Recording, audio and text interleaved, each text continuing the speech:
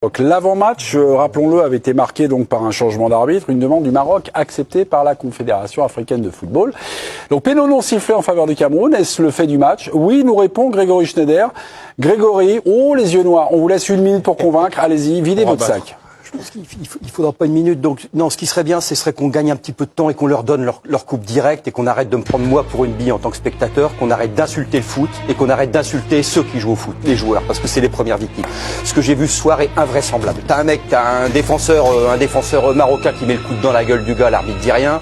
À chaque fois qu'il y a un coup franc pour le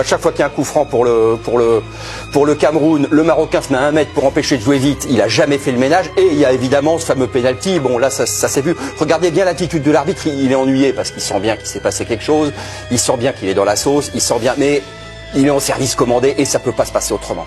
Donc on va arrêter de nous prendre pour des billes, on va arrêter de dire c'est la CAN, c'est ceci, c'est cela. C'est pas la CAN, c'est la Reine des Neiges en fait. C'est un Disney. Donc ils vont la gagner à la fin. On n'a qu'à leur filer direct et arrêter de cautionner cette parodie de foot et surtout d'insulter le jeu et les mecs qui le font vivre. Parce que ça, c'est pas possible. Que ce soit des Camerounais, des Croates, des Marocains, c'est pas possible. Aujourd'hui, c'est tombé sur le Cameroun.